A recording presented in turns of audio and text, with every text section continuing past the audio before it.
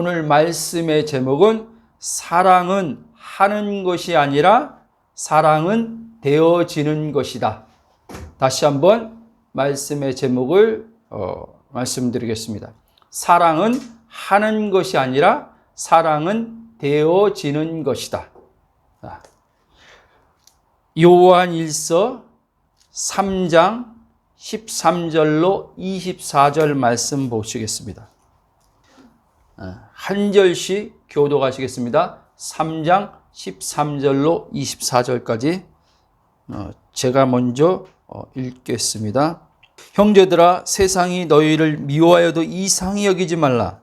우리는 형제를 사랑함으로 상원에서 옮겨 생명으로 들어간 줄을 알거니와 사랑하지 아니하는 자는 사망에 머물러 있느니라. 그 형제를 미워하는 자마다 살인하는 자니 살인하는 자마다 영생이 그 속에 거하지 아니하는 것을 너희가 아는 바라. 그가 우리를 위하여 목숨을 버리셨으니 우리가 이로써 사랑을 알고 우리도 형제들을 위하여 목숨을 버리는 것이 마땅하니라. 누가 이 세상의 재물을 가지고 형제의 궁핍함을 보고도 도와줄 마음을 닫으면 하나님의 사랑이 어찌 그 속에 거하겠느냐. 자녀들아, 우리가 말과 혀로만 사랑하지 말고 행함과 진실함으로 하자. 이로써 우리가 진리에 속한 줄을 알고 또 우리 마음을 주 앞에서 굳세게 하리니 이는 우리 마음이 혹 우리를 책망할 일이 있어도 하나님은 우리 마음보다 크시고 모든 것을 아시기 때문이라. 사랑하는 자들아, 만일 우리 마음이 우리를 책망할 것이 없으면 하나님 앞에서 담대함을 얻고 무엇이든지 구하는 바를 그에게서 받나니 이는 우리가 그의 계명을 지키고 그 앞에서 기뻐하시는 것을 행함이라. 그의 계명은 이것이니 곧 그 아들 예수 그리스도의 이름을 믿고 그가 우리에게 주신 계명대로 서로 사랑할 것이니라. 그의 계명을 지키는 자는 주 안에 거하고 주는 그의 안에 거하시나니 우리에게 주신 성령으로 말미암아 그가 우리 안에 거하시는 줄을 우리가 아느니라. 아멘. 제가 이 말씀을 이렇게 잠깐 준비하면서 오늘 제 마음에 굉장히 뭐랄까 기쁨이 물론 하나님의 생명을 그 누리는 기쁨 속에 계속 있지만 이 사랑의 이 말씀을 이렇게 생각하는데 기쁨이 이렇게 올라오더라고요. 그러면서 제가 잠깐 이제 우리 가족들한테 그 얘기를 했는데 처음으로 사랑의 설교를 하는데 전혀 부담이 없고 너무 기쁘다. 그렇게 잠깐 제가 그 말을 했습니다. 그러니까 지금 이 말씀하면서 전혀 부담이 안 되는 거예요. 예전 같았으면 이 본문 말씀 자체를 보면서도 제 마음에 부담이 있었을 것입니다. 아니, 있었습니다. 무거움이. 이 말씀에서 형제를 사랑하라고 얘기하는데 나는 형제를 지금 온전히 사랑하고 있나? 그러면 형제를 온전히 사랑하고 있지 않으면 나는 주님 안에 거하고 있지 않는 건데, 그럼 주님 안에 거하고 있지 않으면 그분과의 나의 관계는 온전한 관계라고 볼 수 없는데, 그러다 보니까 이 말씀을 이제 지켜 행해야 되겠다라는 생각들이 일어남을 통해서 이제 사랑을 말씀의 계명을 지키고자 이제 실천이죠. 실천하려고 노력하는 거죠. 노력하는데 한계에 부딪히고 또 노력함 속에서 또 내 마음 안에서는 부담이 따릅니다. 부담. 여기서 형제라고 하니까 지금 요한은 지금 그리스도의 몸된 지체들 가운데 지금 그 형제들을 이야기도 하지만 십계명으로 가면 지금 이 계명을 이제 얘기하는 거죠. 십계명 안에 이제 있으니까. 그러면 이제 하나님 사랑과 이웃 사랑도 여기에 다 포함되는 건데, 구약에서 이제 십계명에 두 가지로 나눠진 하나님 사랑, 이웃 사랑 아닙니까? 근데 예수님께서는 요한복음 13장 34절 말씀 보면 이제 성만찬을 끝내실 쯤에 십자가에 이제 금요일 날 이제 그 하나님이 보내신 완전한 그 뜻을 이제 이루시는 자리로 가는데, 그 앞서서 이렇게 이제 말씀을 제자들에게 하셨습니다. 13장 34절 말씀 보면 새 계명을 너희에게 주노니 서로 사랑하라. 내가 너희를 사랑하지 너희도 서로 사랑하라. 이로써 이걸 지키면 예수님이 자기의 제자가 된다. 이렇게 말씀했거든요. 그러면 구약에는 이제 요한 1서 2장에도 나오지만 옛 계명이라 그러는데 이 새 계명은 옛 계명하고 연결되어 있다는 거예요. 그러나 옛 계명은 모세로부터 이제 계명이 이스라엘 백성들에게 주어짐을 통해서 그들이 그 율법이라고 하죠. 그 계명의 율법을 지킴으로써 그들이 하나님의 또 사랑, 또 지체들, 자기 공동체 안에서의 이스라엘 백성들, 그들의 서로 사랑하는 데 있어서 그럼 그들이 그것을 온전히 하나님이 원하신 뜻을 이루었냐라고 했을 때 그들은 그것에 대해서 실패한 것을 우리는 알 수 있습니다. 그래서 예수님께서 옛 계명이라고 하지 않고 새 계명이라고 말씀하셨어요. 그럼 보세요. 옛 계명은 옛 언약이라고 할 수 있는데 이제 구약에 이제 말씀을 하는 거죠. 그럼 새 계명은 이제 어떻게요? 새 언약과 연결되어 있다는 거예요. 그러니까 옛 계명, 옛 언약, 새 계명, 새 언약. 그 새 언약에는 성령이 약속되어 있는 언약이란 말이에요. 근데 옛 언약 안에서는 옛 계명을 받은 자들에게는 그들에게는 성령이 어떻게 해요? 그들에게는 오지 않으셨단 말이에요.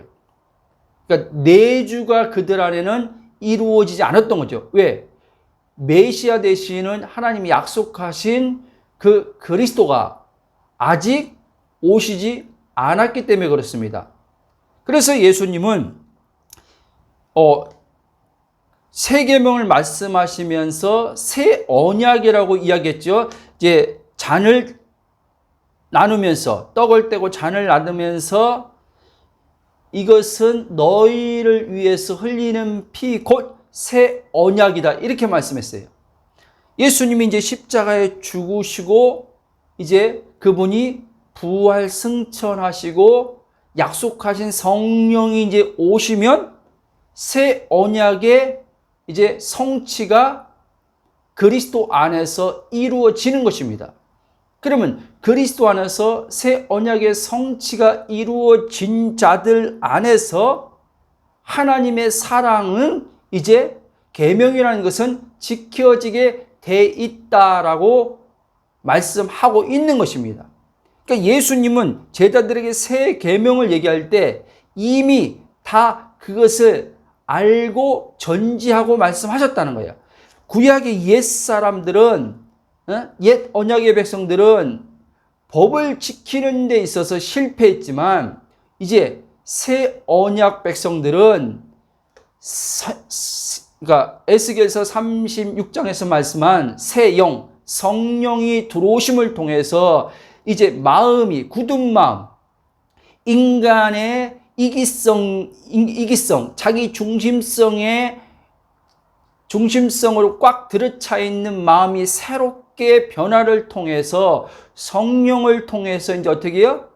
이제 하나님의 사랑이 형제들에게 지켜지게 될 것을 말씀하셨다는 거예요. 아멘. 자, 오늘 본문 말씀에서 형제 사랑은 하나님의 영생을 누림과 관계가 있음을 우리가 잘 알 수 있습니다. 한번 14절, 15절 한번 보겠습니다.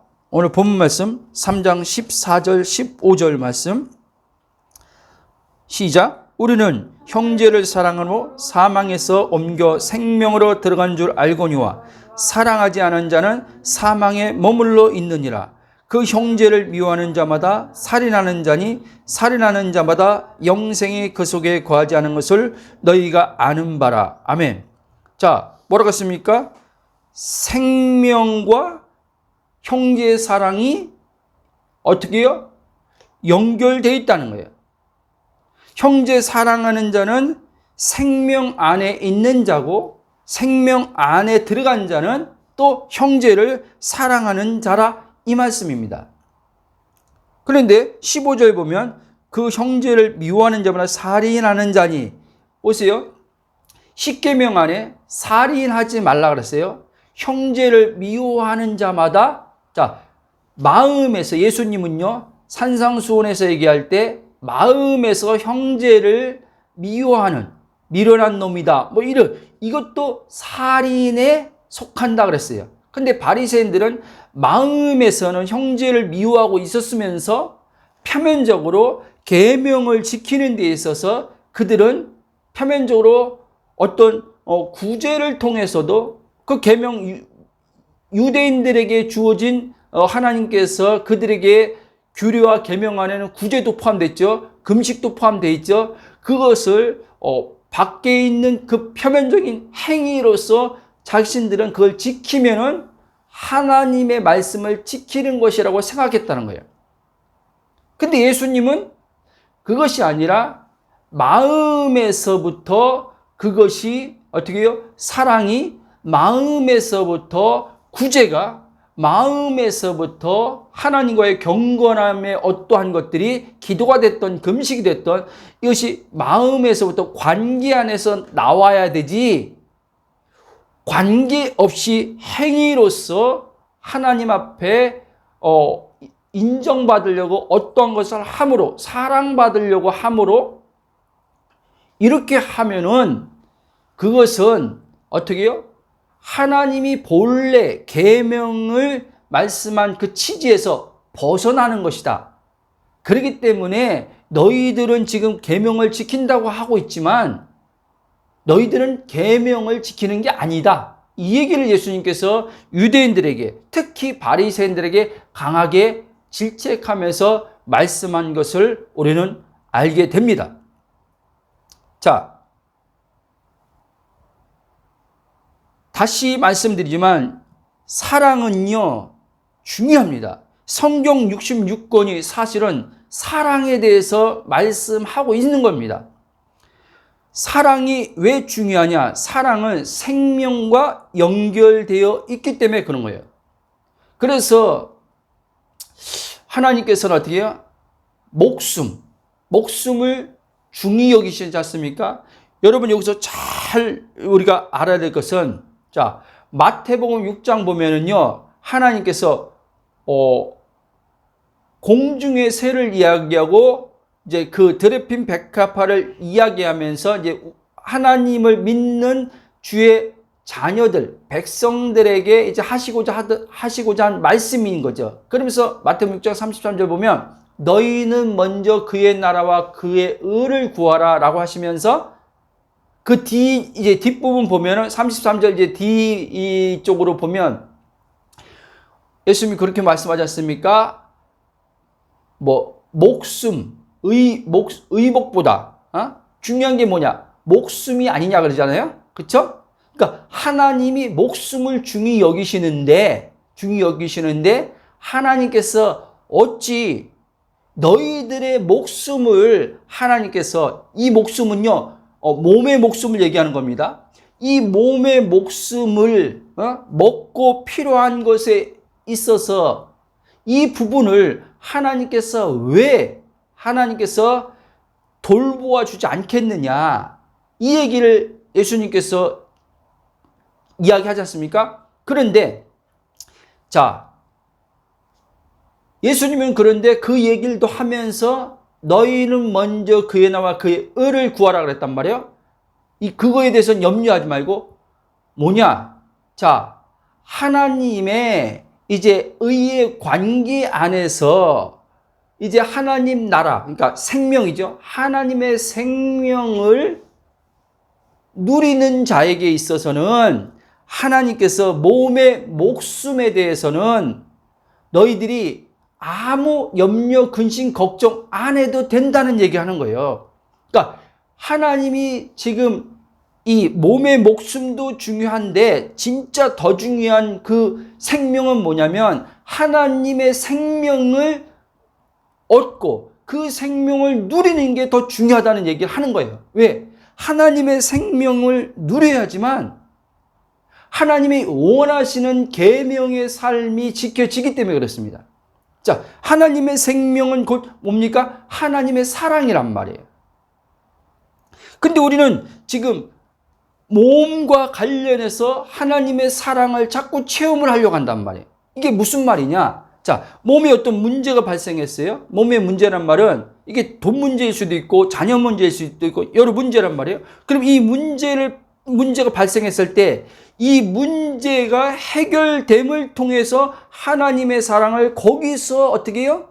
거기서 하나님의 사랑을 확인하려고 하는 이 육체적인 어떻게 해요? 본성이 우리 안에 있단 말이에요. 근데 하나님은 무슨 말씀하냐? 지금 몸에 네 관련돼서 문제가 일어났다고 내가 너를 사랑하지 않는 게 아니야. 진짜 내가 너를 사랑해서 내 생명 주려고 내 아들의 생명을 십자가의 죽음에 내어줬잖냐. 그래서 로마서 8장 34절입니까? 32절 말씀 보면 이렇게 말씀하는 거예요. 사도 바울이 자기 아들을 아끼지 않고 내어주시니가 하나님께서 모든 것을 은혜로 주지 않겠느냐. 예수님의 말씀하고 똑같은 얘기를 하는 거예요. 너희는 먼저 그의 나라와 그의 의를 구하라는 말씀하고. 그러니까 하나님은 지금 어디에 관심을 두고 있냐면 하나님 생명을 누리는 것에 관심이 있는 거예요. 그 생명은 하나님의 본성 사랑이기 때문에 그런 거예요.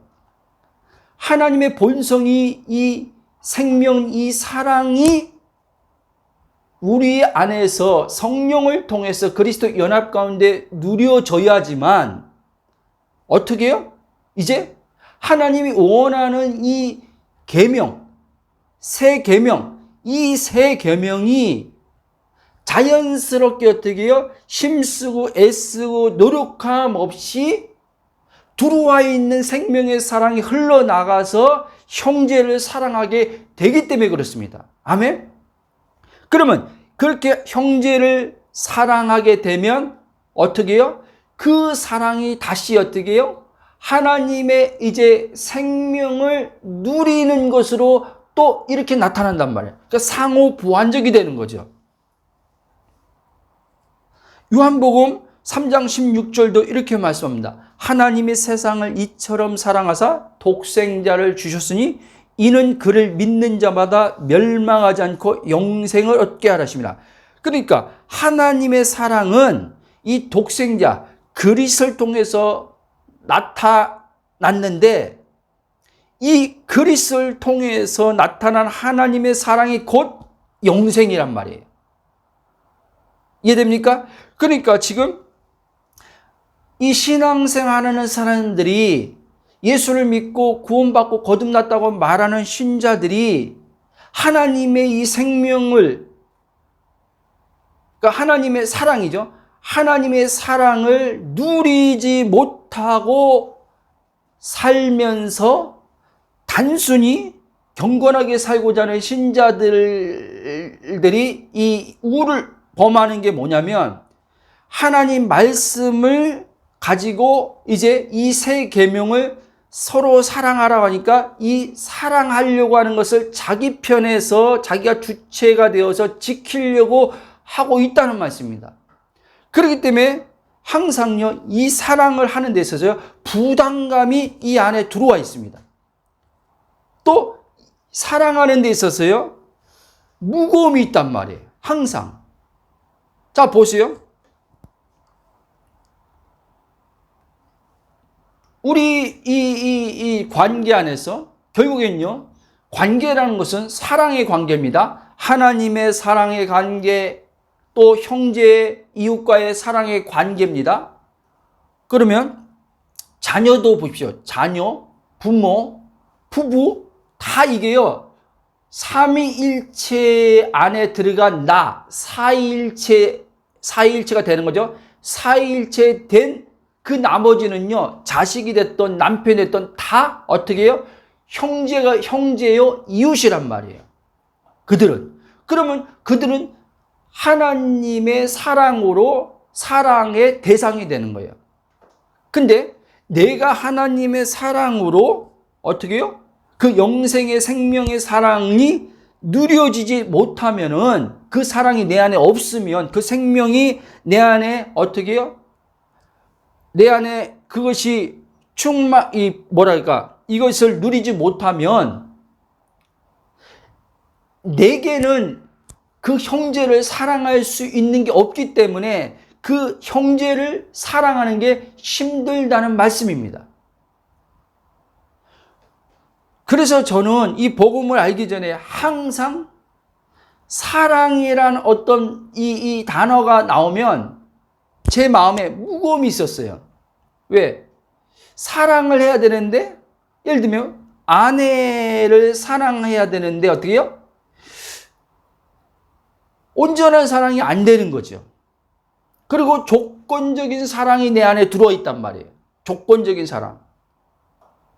근데 하나님의 생명의 사랑은 조건적인 사랑이 아니라, 하나님의 생명의 사랑은 무조건적으로 어떻게 해요? 내 안에 부어짐 안에서, 로마서 5장에 6절에 보면 하나님의 사랑이 성령을 통해서 우리 마음에 부음받았다고 했어요.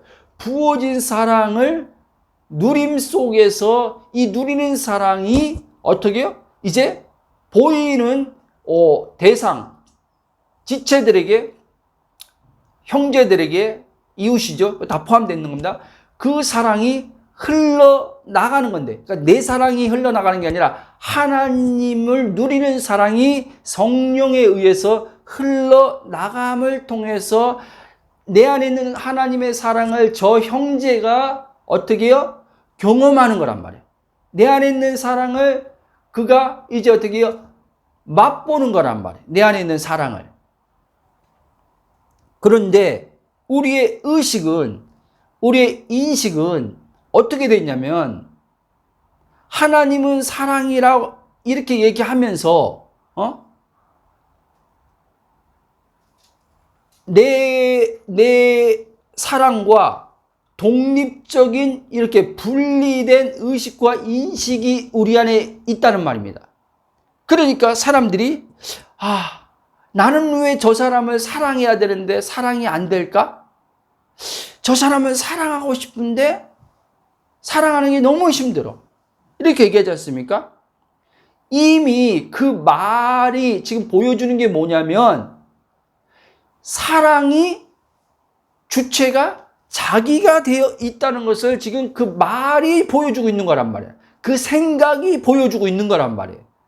근데 그가 그거를 알아차리지 못하는 거예요. 왜 알아차리지 못하냐?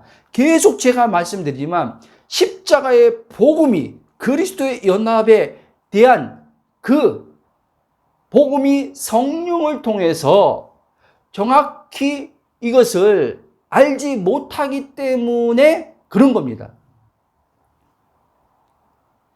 그러니까 여러분, 하나님 말씀의 이 세 계명으로, 이제 세 계명이죠. 세 계명으로 주어진 이 사랑은 우리에게 하나님께서 나에게 지금 요구하는 게 아니란 말이에요. 이거 잘 알아야 돼요. 아니, 하나님이 내게 없는 건데, 없는 것을 아는데 왜 나에게 사랑을 요구합니까? 형제 사랑을? 근데 분명히 말씀에서는 형제를 사랑해야 될 것을 지금 명령하고 있죠. 말씀하고 있죠. 그렇죠? 이 명령의 말씀은요, 우리에게 이미 그 사랑이, 하나님의 생명이 분바된 사랑이 우리 안에 들어와 있기 때문에, 할 수 있기 때문에 명령의 말씀으로 지금 성경은 말씀하고 있는 거라는 걸 여러분 잘 아셔야 돼요. 그러면 이걸 누가 하겠다는 거냐? 명령의 말씀을 나부로 지금 지키라고 하는 거냐? 아니요. 에스겔서 30장 그랬잖아요. 하나님의 이제 법이, 계명이 우리 마음에 두고 생각에 기록하고 이제 새 영, 하나님의 영이 이제 우리 안에 들어오시면 그 성령에 의해서 우리 안에 이제는 그리스도와 연합된 새 생명이 있기 때문에 그 새 생명이 성령을 통해서, 새 생명이 사랑인데 그 새 생명이 하나님의 사랑이 지켜지게 된다, 이 얘기를 하는 겁니다. 이걸 잘 아셔야 돼요. 그래서 저는 복음을 계속 지금 이렇게 하나님의 생명의 사랑을 이렇게 누림 속에서 계속 이렇게 가다 보니까 오늘 이 말씀이 신기할 정도로 제 마음에 조금도 부담이 안 되더라는 거예요. 너무 신기했어요. 그러면 어떤 분들은 저한테 이렇게 얘기할 수도 있어요. 그럼 목사님이 지금 사랑에 부담이 지금 안 된다고 하는데, 목사님은 그러면 지금 말씀에서 말씀하는 지금 형제 사랑을 지금 다 지금 행위로 지키고 있습니까? 이렇게 또 어떤 분은 반문할 수도 있겠죠? 그 말씀이 아니라는 거예요, 여러분. 자, 이 하나님의 생명의 사랑은 내 안에 지금 들어와 있는데, 그 생명의 사랑을 나는 그 사랑을 누림 속에 있는 가운데서 성령이 이제 내 생각, 감정, 의지, 몸을 주장하심을 통해서 이제 그 형제를 사랑해야 될 때마다, 필요할 때마다 하나님의 그 사랑이 하나님의 방법으로 성령을 통해서 사랑이 나가게 될 거다, 이 얘기를 하고 있는 거란 말이에요. 아멘? 이걸 여러분들이 잘 이해했으면 좋겠습니다. 그러니까 여러분들이 알아차려야 돼요. 이 하나님 말씀에서 사랑하라고 했는데 이 사랑함에 있어서 내 마음이 무거움이 온다. 그러면 뭘 알아야 되나? 이미 지금 자기 자의 주체 의식으로 넘어가서 지금 생각이 지금 일어나기 때문에 지금 이 사랑하라는 이 말씀이 마음이요 무거움으로 오는 거예요. 기쁨으로 안 오고요. 이걸 잘 아시기 바랍니다. 이런 무거움이 벗겨져야 된단 말이에요. 복음이 뭡니까? 복음은요, 무거움을 벗겨주는 거란 말이에요. 나의 어떠함으로써 있는, 기준으로 있는 이 모든 걸 다 벗겨내는 거예요. 그래서 어떻게 자유케 해주는 게 복음이에요. 그러면 행위가 막 그냥 천지처럼 행위가 방종하면서 하는 가운데서 오는 자유, 그 얘기를 하는 게 아니지 않습니까? 그렇죠? 그 자유는 그리스도께서 이제 우리를 종의 멍에로부터, 율법의 종의 멍에로부터 우리를 어떻게 해요? 십자가에서 그 모든 멍에를 다 끊어 놓으셨기 때문에, 종의 멍에서 우리를 건져 주셨기 때문에 우리가 이제 자유할 수 있는 거란 말이에요. 계명에서 자유할 수 있는 거예요. 이제 계명에서 자유한 자만이 계명을 따라서 어떻게 해요? 이제 새 계명을 따라서 하나님이 말씀한 사랑이 지켜지게 되는 거란 말이에요. 근데 여전히 이 사랑하라는 계명을, 하나님 사랑, 이웃 사랑의 이 계명을 새 계명, 새 언약 안에서 생각하지 않고 옛 언약 안에서, 옛 계명 안에서 여러분들이 돌판에 새겨졌던 십계명 안에서 여러분들이 옛 율법의 아래 있던 자들처럼 그것을 여러분들이 그렇게 명령으로 받아버리면 여러분들은 절대로요, 자유 못합니다. 사랑하는 것에 있어서 여러분들은 그 사랑하는 것이 여러분에게 무거운 짐이 돼요. 남편을 사랑하는 것도 짐이 되고요. 자녀를 사랑하는 것도 짐이 되고요. 예? 그리스도의 몸 안의 지체들을 사랑하는 것도 다 짐이 된단 말이에요. 여러분, 마태복음의 11장 보면 예수님이 뭐랬어요? 수고하고 무거운 짐진 자 다 내게로 오라. 내가 너희를 쉬게 해주라 했잖아요. 자, 무거운 짐을 예수님은 다 벗겨주러 오신 분이고 십자가에서 이 무거운 짐을 싹 어떻게 해요? 다 벗겨주셨단 말이에요. 그래서 예수님께서 내 멍에를 메라. 그리고 예수님이 내 멍에는 쉽고 가볍다 그랬죠. 그리고 쉼이라고 그랬죠. 쉼, 안식이란 말이에요. 안식. 이제 그리스도의 십자가의 죽음에 연합된 믿음으로 사는 자는요, 이제 그리스도의 부활 새 생명 안에서 안식이 이제 하나님 나라에 들어가는 거기 때문에 하나님 나라에서 성령을 통해서 안식이 찾아옵니다. 안식이 찾아온 사람들은요, 반드시요, 형제들을, 그가 누가 됐든지요, 사랑하는데요, 무거움이 없게 됩니다. 여러분들의 기준의 생각에서, 여러분의 생각, 여러분의 감정, 몸에 의해서 발생하는 것들을 기준으로 해서 여러분들을 생각하고 보면 안 된단 말이에요. 그리고 나는 사랑이 있네, 없네? 예? 그리고 이 사랑이란 것도 보십시오. 어느 때는 똑같은 대상인데 그 사람을 어느 때는 막 사랑이 돼. 근데 어느 때는 사랑이 안 돼. 그렇지 않습니까? 왜? 그 사랑은 나로부터, 나의 기준으로부터 정해진 사랑은요, 그렇게 되는 거예요. 근데 하나님부터 나오는 사랑은요, 저 상대방이요, 예? 눈으로 볼 때, 생각으로 이제 마음에서 거슬림이 일어날 때요, 동일하게요, 그 사랑이 나가게 돼 있어요. 아멘? 왜? 지금 내 육체의 관점에서 지금 내가 그 대상을 지금 보는 게 아니라 그리스도께서, 바울이 그래요. 그리스도께서 마음에 자기 마음 믿음으로 계시었고 그랬단 말이에요. 그리스도가 이제 우리 마음에 계십니다. 그러면 그리스도의 마음을 통해서 그리스도의 눈으로 이제 어떻게 해요? 보게 된단 말이에요. 아멘? 그러면 어떤 분이 저한테 물으면, 목사님은 지금 저 상대방이 표면적으로 거슬리는 게 보이는데 진짜 그리스도의 사랑의 눈으로 보여요? 라고 문다면 제가 솔직히 할게요. 아니요. 아마 이 말 들으면 모순됐다고 생각하는 사람도 있고 띵하는 분도 있겠죠? 잘 들어보세요.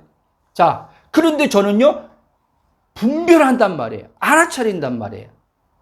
뭘 알아차리고 뭘 분별한단 말입니까? 아, 지금 저 대상이 지금 내 생각과 내 마음에서 지금 걸리는 그 부분들은 육체에서 나오는 생각과 지금 마음에 일어나는 감정일 뿐이지 그리스도 안에 있는 하나님의 온전한 사랑으로 들어온 것은 아니다. 이걸 분별하는 거예요. 이걸 알아차리는 거예요. 그렇게 알아차리면 신기하게도 어떻게 해요? 아직 감정에서는 그에 대한 적극적인 어떤 그 마음의 사랑이, 이 반응이 안 나오는 부분이 있을 수 있지만, 그런데요, 판단은 안 하게 된단 말이에요. 판단을 안 하게 되고, 또 어떻게 해요? 그의 상대방에 대해서요, 미움을 안 갖게 된단 말이에요. 그리고요, 또 더 놀라운 것은,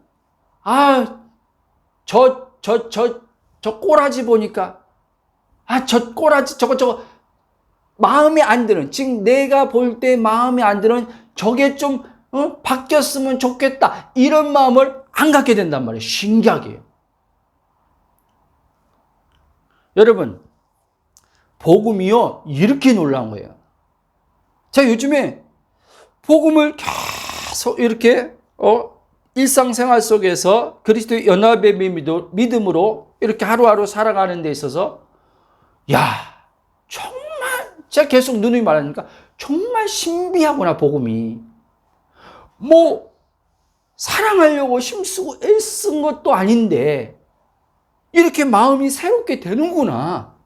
마음이 새롭게 됨을 통해서 내 안에 계신 하나님의 생명의 사랑이 성령을 통해서 점점점 어떻게 해요? 이제 하나님 먼저 내가 그 하나님의 생명의 사랑을 누림으로 누려지는 것들이 결국에는 그 대상에게 흘러가도록 성령이 지정이와 몸을 주관하셔서 하시는구나. 이걸 보게 돼요. 그러니까 어떻게 해요? 이게 자꾸 믿겨지는 거예요. 이렇게 믿겨지니까 그 믿는 것에 의해서 또 말씀이 성령으로 역사가 일어나는 거예요. 그러니까 이게 상호작용이 일어나는 거예요. 놀랍죠, 여러분. 자, 신자들이 사랑하는 것에 실패하는 이유는 다시 말씀드리지만 하나님의 생명을 누림 없이 단지 자신이 말씀의 계명을 따라 지킴으로 사랑하려고 하기에 항상 사랑하는 것이 자기 기준점이 있거든요. 그 기준점이 있기 때문에 부담스럽고 사랑하는 것에 있어서 어떻게 해요? 무거움이 따르기 때문에 항상 사랑에 실패하는 거예요. 그러니까 이렇게 사랑에 실패하다 보면 또 자신을 보면서 나는 왜 이렇게 사랑이 없지? 나는 왜 이렇게 이기적이지? 하나님의 말씀을 갖다 놓고 이제 자기 스스로가 이제 자기를 보면서 판단하기 시작합니다. 그러면서 어떻게 해요? 정죄가 따라오기 시작합니다. 그 판단과 정죄가 마음의 기쁨과 자유를 다 뺏어 버리니까 어떻게 합니까? 이제 사랑하려고 애쓰고 힘쓰고 말씀을 지키려고 노력하는 겁니다. 근데 안 되는 것을 그 사람은 봐요. 안 되는에도 불구하고 그 사람은 하나님 앞에 자아로 안 된다는 것을 항복하지 않고 하나님 앞에 기도하면서 은혜를 구하면서 성령의 능력을 구하면서 어떻게 해요? 그 말씀을 지키려고 한다는 말씀입니다. 그런데도 어느 때는 되다가 어느 때는 안 돼. 그럼에도 불구하고 항상요, 그게 부담으로 항상 그 내면에 부담으로 와 있다는 말입니다. 여러분, 사실 다시 얘기지만 사랑은요, 부담스럽고 사랑하는 것은 어렵고 무거운 것이 아니에요. 그래서 요한일서 5장 3절 보면 하나님을 사랑하는 것은 이것이니 우리가 그의 계명들을 지키는 것이라 그의 계명들은 무거운 것이 아니로다. 아멘. 근데 왜 사람들은 분명히 말씀에서 그 계명이 무거운 것이 아니라는데 새 언약 새 계명이 성령이 오셨음을 통해서 이제 무거운 것이 아닌데 왜 무겁게 느끼냐? 예수 그리스도와의 연합의 믿음 안에서 신앙생활을 해본 적이 별로 없거든요. 갈라디아 2장 20절이 말씀하는 내가 사는 것이 아니라 내 안에 그리스도가 산다는 그 말씀의 정확한 의미를 그리스도 연합 안에서 성령에 의해서 그렇게 빛비침 받고 신앙생활하는 적이 별로 없거든요. 그 갈라디아 2장 20절 말씀을 고백하고 되뇌이고 인용하면서도 어떻게 해요? 본인이 이제 예수님을 닮으면서 형제를 사랑하려고 하기 때문에 실패하는 거예요. 예수님이 누군가를 위해서 희생한 것처럼 자기도 형제를 위해서 희생하겠다고 하는 생각을 가지고 하기 때문에 실패하는 거예요. 그 생각 자체가 주체가 자기라는 걸 모르는 거예요. 자아에서 나오는 걸 모르는 거예요. 여러분, 사단이요, 얼마나 전략적이고 얼마나 교묘한지 여러분 아셔야 돼요.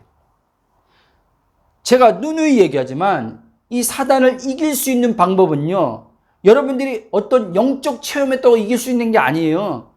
예? 여러분들이 경건한 지금 어떤 표면적으로 그걸 지금 살아가고 있다고 이길 수 있는 게 아니에요. 사단은요. 사단은요, 반드시요, 십자가 안에서만요, 사단의 정체를요, 밝히 볼 수 있는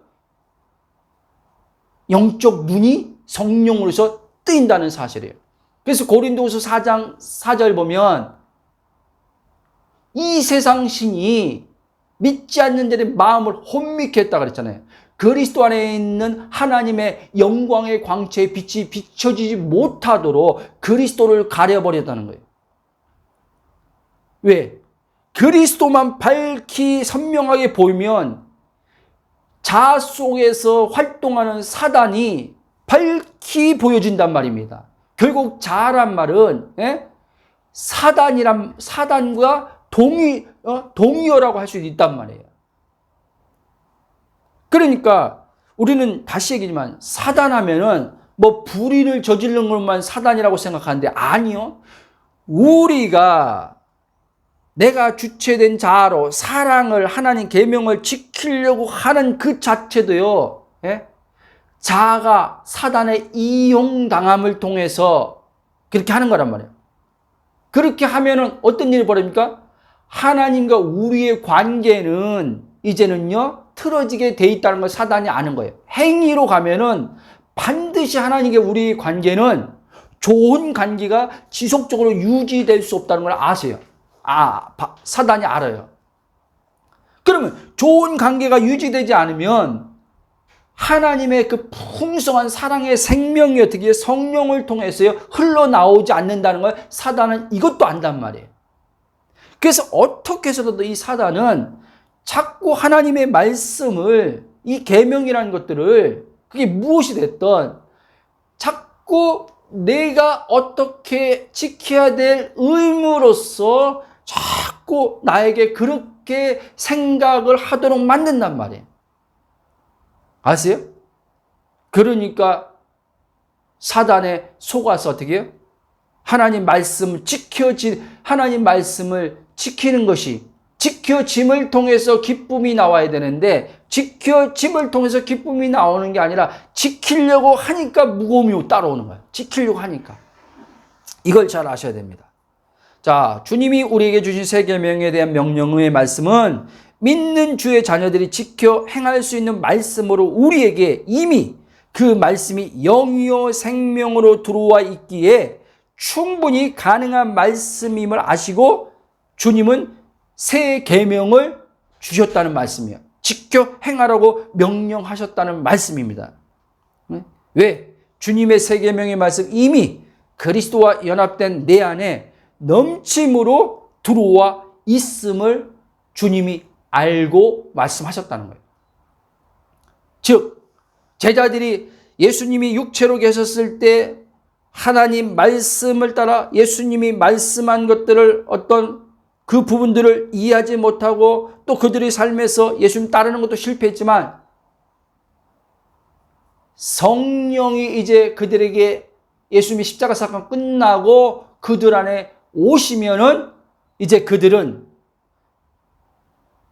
정말 그들의 이제 한계 없는 베드로라는 사람의 한계 없는 요한이라는 사람의 한계 없는 하나님의 생명이 그것을 다 지켜 행하게 하실 걸 아셨다는 거예요.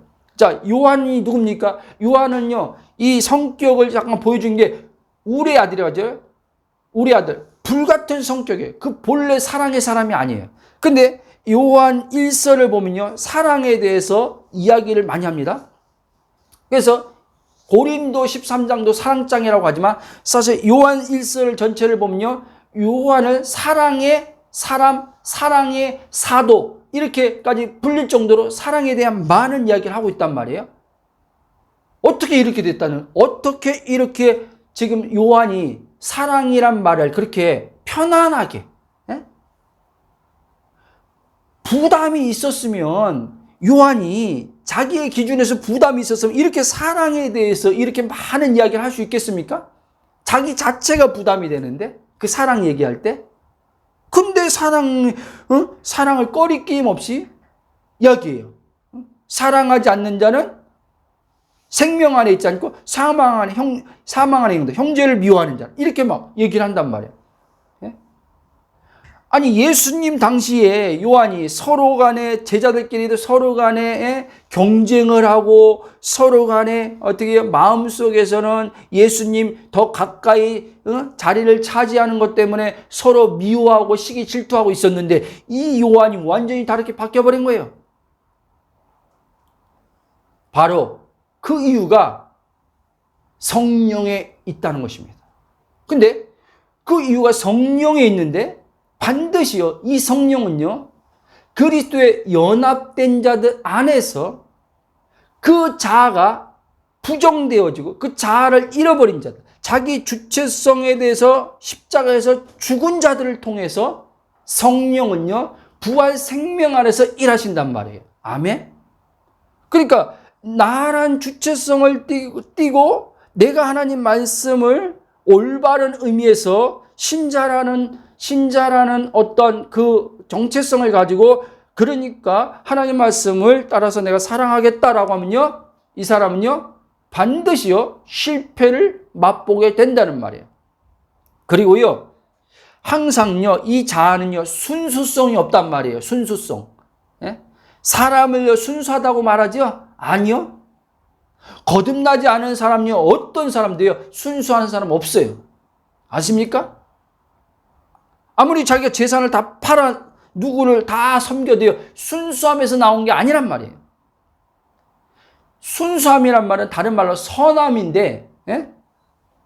선함은 하나님 한 분밖에 없단 말이에요. 근데 그 선함은 생명 안에 있는 게 선이란 말이에요.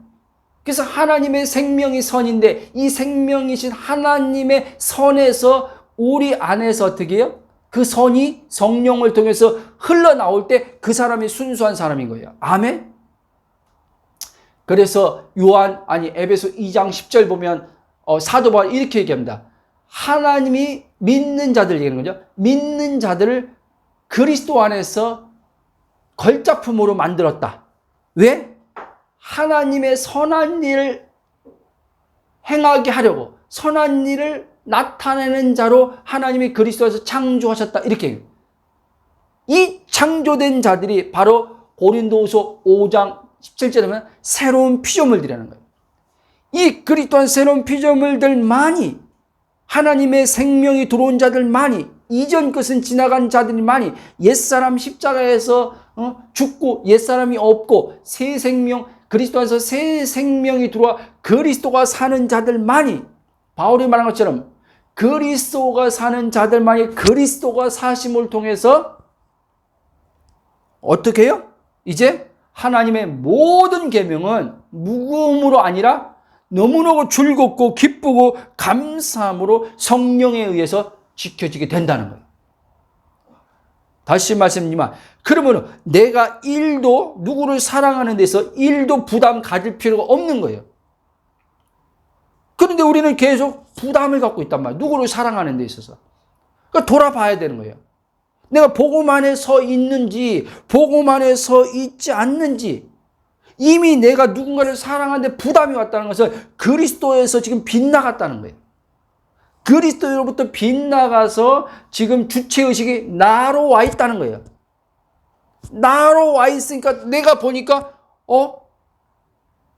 사랑이 1도 없네. 어떤 사람은 사랑이 10밖에 없네.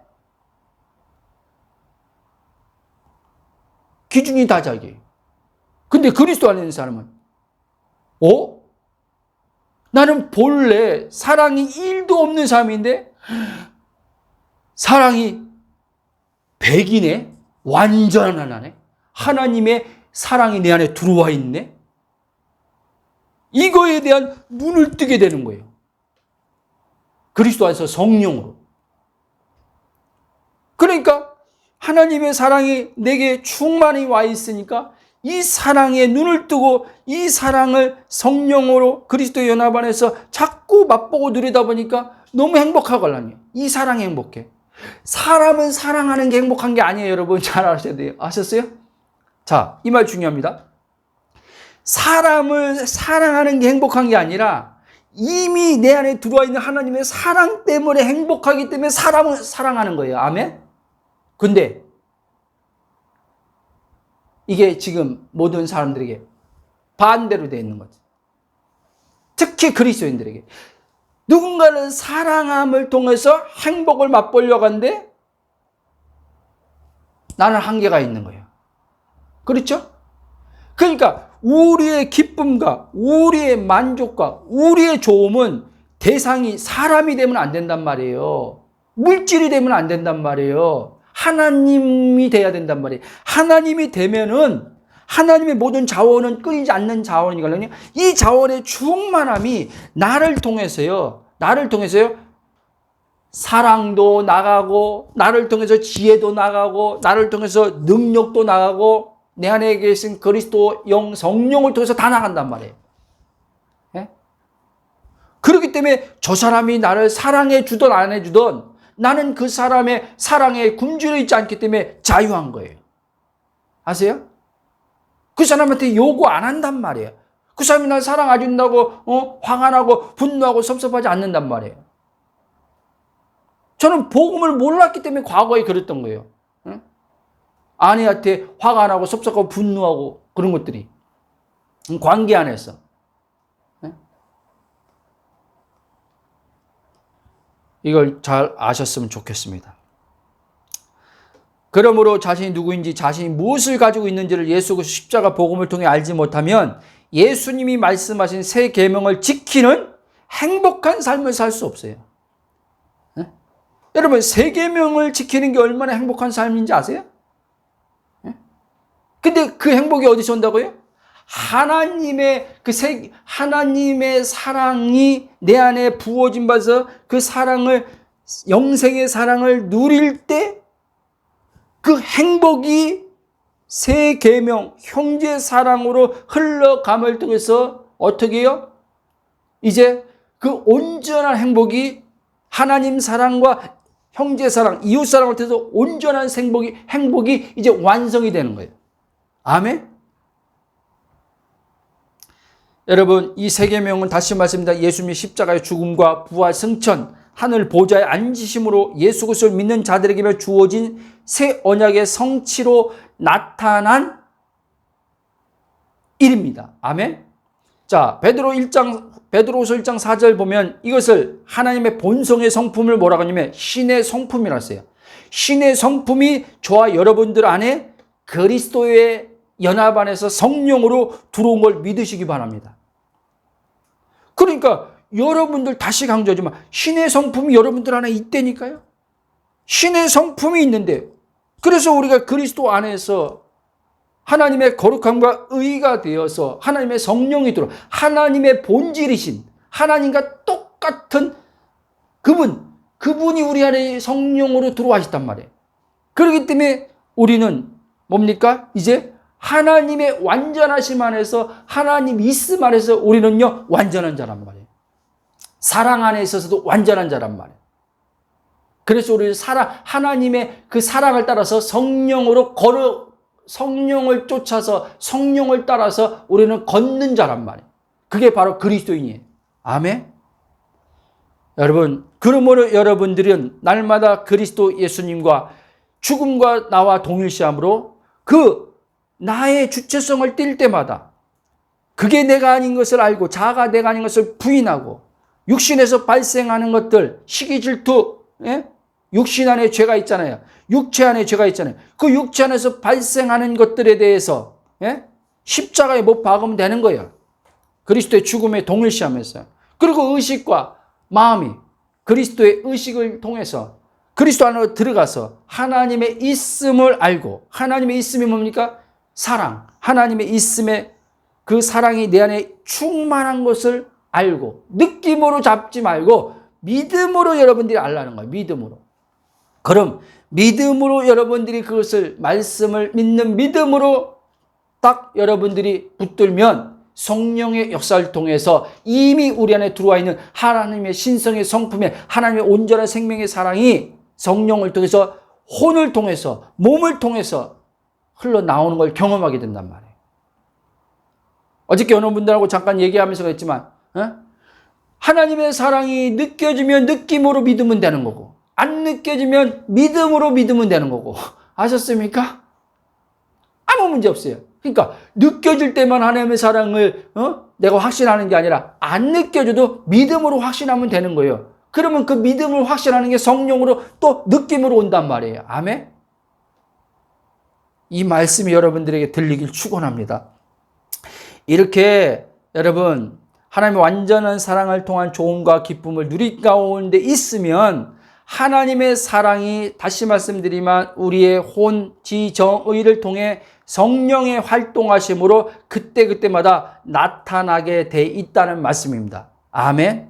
그러므로 날마다 예수님의 그 십자가의 그 진리와 말씀의 연합, 예수님의 그 죽음과의 연합이 우리 안에 날마다 실제로 성령을 통해서 이루어질 때마다 이 세 계명을 지키는 것은 불가능한 것이 아니고 절대 무거움이 아니고 가벼움으로 지켜지게 된다는 사실을 꼭 기억하시길 바랍니다. 아멘.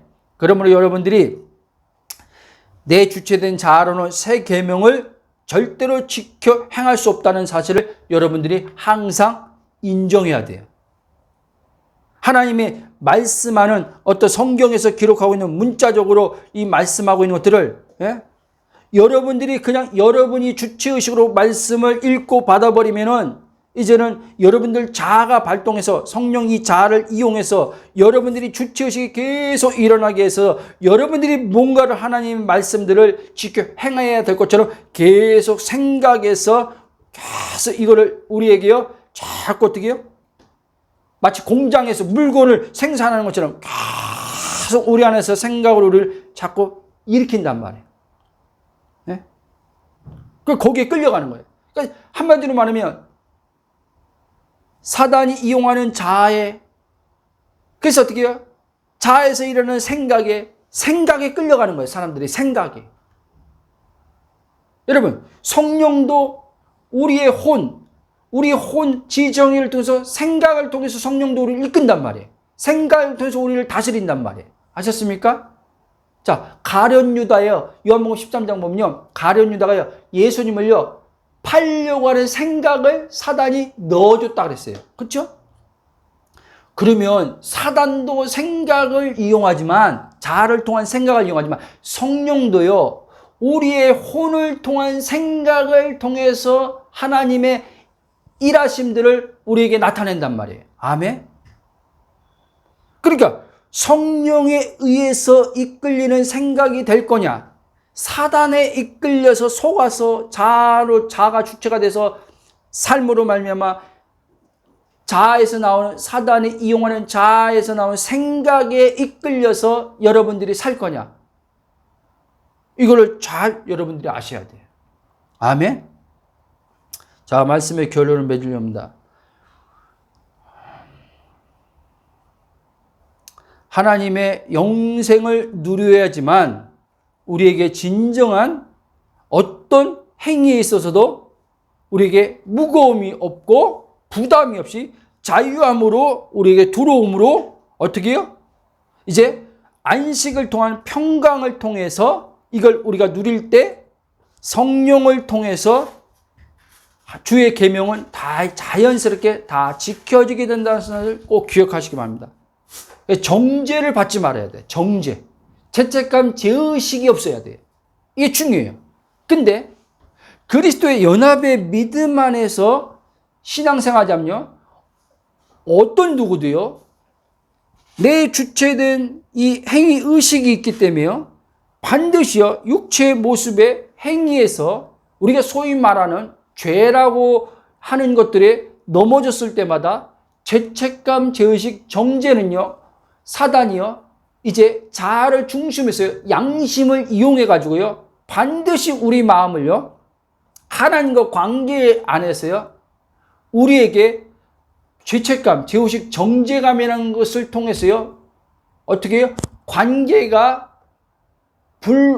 불완전한 관계, 불편한 관계를 우리에게 이제 유발시킵니다.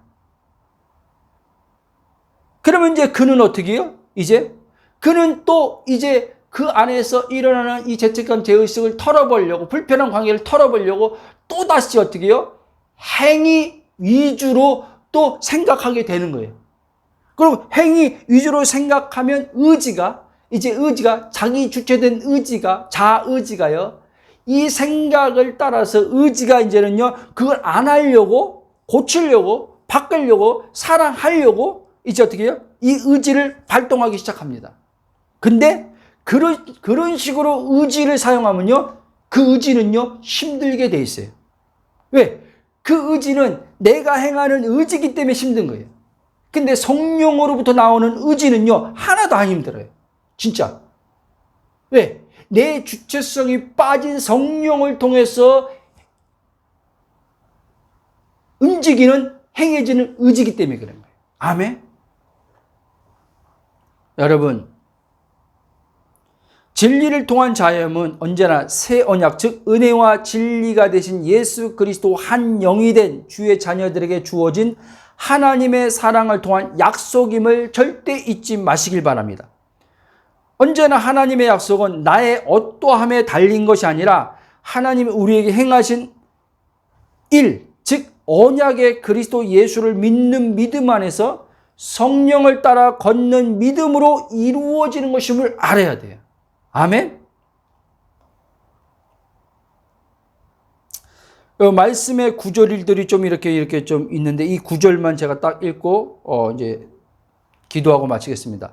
요한복음 1장 14절 말씀 보면 말씀이 육신되어 우리 가운데 거하심에 우리가 그분의 영광을 보니 아버지의 독생하신 분의 영광에 은혜와 진리가 충만하도다. 자, 16절 또 보면 우리가 다 그의 충만한 데서 받으니 은혜 위에 은혜로라. 17절 보면 율법은 모세로 말미암아 주어진 것이요 은혜와 진리는 예수 그리스도로 말미암아 온 것이라. 고린도전서 6장 17절 보면 주 합한 자는 한 영이니라. 고린도서 3장 17절 보면 주님은 영이십니다. 주님의 영이 계신 곳엔 자유함이 있습니다. 그리고 에베소 5장 30절 보면 킹제임스 성경이 이렇게 말합니다. 우리는 그분의 몸과 그분의 살과 그분의 뼈들에 속한 지체들이나. 요한복음 15장 5절 나는 포도나무에 너희는 가지니 사람이 내 안에 거하고 내가 그 안에 거면 그 사람은 많은 열매를 맺나니 나 없이는 너희가 아무것도 할 수 없느니라. 이 모든 구절이 말해주는 지금 것이 뭐냐면은 뭘 말씀해 주고 있냐면 바로 예수님과 새로운 피조물 된 주의 자녀들은 예수님과 한 영이요. 즉 아버지와 그러므로 예수 안에서 한 영이요. 성령과도 한 영이요. 즉 삼위일체와 완전히 하나 되었다 이 얘기하는 거예요. 이렇게 삼일체와 한 영이 된 우리는 이제 그리스도와 한 몸이 되었기에 그분 안에 계신 아버지의 사랑이 내 안에 존재하는 사랑으로 생명의 그 사랑으로 와 있다는 거예요. 그 생명의 사랑으로 와 있는 이 사랑이 우리 몸을 통해서 그리스도의 연합된 몸 안에서 성령을 통해서 이제 이 사랑이 생명의 사랑이 흘러나감을 통해서 새 계명이 다 지켜지고 이제 하나님이 기뻐하시는 풍성한 열매를 맺는다 이 말씀입니다. 아멘. 우리 한번 이제 한 1분 정도 기도할 때 주님 내 안에 그리스도를 통해서 들어온 아버지의 생명의 사랑이 있음을 알게 하시니 감사합니다. 이 생명의 사랑을 먼저 내 자신이 풍성하게 성령을 통해서 누리며 이 누리는 사랑이 성령을 통해서 이제 몸을 그리스도의 몸과 연합됨 안에서 몸을 통해서 나가게 하실 것을 감사합니다 하고 한번 기도하겠습니다.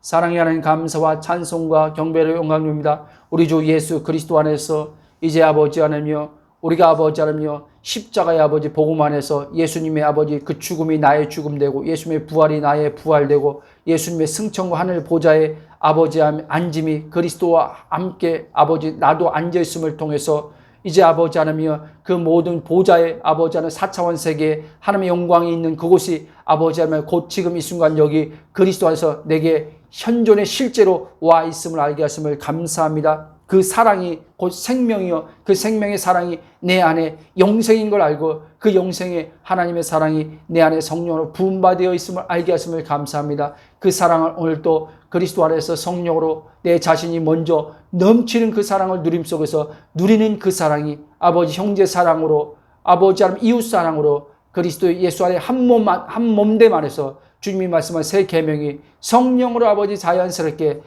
일도 부담감 없이 무거움 없이 다 지켜 행하여질 것을 보게 하시는 주님을 찬양합니다.